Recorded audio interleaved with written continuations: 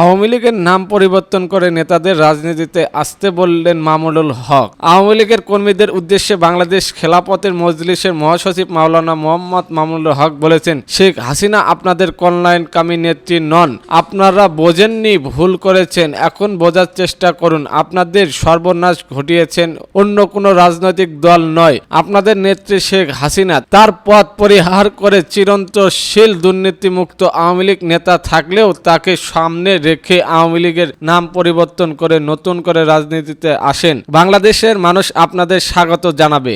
মাওলানা মামুনুল হক BNP জামাত বিরোধী প্রসঙ্গে বলেন, সাম্প্রতিক বিরোধী ধস্যের সময় এখনো আসেনি। আপনারা যদি সাম্প্রতিক বিরোধী মাঠে ময়দানে ছড়িয়ে দেন, আপনাদের বিভেদের সুযোগ নিয়ে ফ্যাসিবাদী সেই স্বৈরাচারী রাজনৈতিক শক্তি আবারও বাংলাদেশে পুনর্বাসিত হওয়ার সুযোগ পাবে। বিগত 15 বছরের যে সকল নেতাকর্মীরা রক্ত দিয়েছে, জীবন দিয়েছে, তাদের সঙ্গে আপনাদের গাদ্দারি করবেন। যদি তারা পুনর্বাসিত হওয়ার সুযোগ পায়, বীর শহীদের আদালতের কাঠগড়ায় দাঁড়িয়ে জবাব দিতে হবে আপনাদের। গণসমাবেশে খেলাফত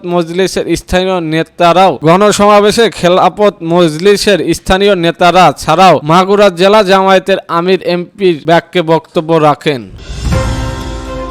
এদিকে জানবেন, রাষ্ট্র কাঠামো মেরামতের 31 দফা কর্মসূচিকে তৃণমূলের মানুষের কাছে নিয়ে যেতে হবে বলেছেন ডক্টর জাহিদ। বিএনপির জাতীয় স্থায়ী কমিটির সদস্য ডক্টর AZM জাহিদ হোসেন বলেছেন, জনরোষে ফ্যাসিস্ট শেখ হাসিনা জেদ ছেড়ে পালিয়ে যাওয়ার পর এখন রাষ্ট্র কাঠামো সংস্কার করার অপরিহার্য হয়ে পড়েছেন। আমাদের ভারপ্রাপ্ত চেয়ারম্যান ইতিমধ্যে রাষ্ট্র কাঠামো মেরামতের জন্য 31 দফা কর্মসূচি ঘোষণা করেছেন। এই কর্মসূচিতে তৃণমূলের মানুষের কাছে নিয়ে যেতে হবে। 31 দফার পক্ষে জনমত গঠনের দলের সকল নেতাকর্মীদের মাঠে কাজ করতে হবে। পাশাপাশি এখন থেকে নির্বাচনের জন্য প্রস্তুতি নিতে হবে। দলের প্রার্থীকে তথা ধানের শীষ প্রতীকে বিজয়ী করতে মাঠে কাজ শুরু করতে হবে। জনগণের দ্বার প্রান্তে যেতে হবে। প্রয়োজনে টিম করে একদম তৃণমূল যেতে হবে। আজ মঙ্গলবার বিকেলে নগরীয় একটি হোটেল সিলেট জেলা বিএনপি সাংগঠনিক সভাপতি প্রধান অতিথির বক্তব্যে এইসব কথা বলেন তিনি। সিলেট জেলা বিএনপি সভাপতি আব্দুল কায়ুম চৌধুরী সভাপতিত্বে এই সাধারণ সম্পাদক অ্যাডভোকেট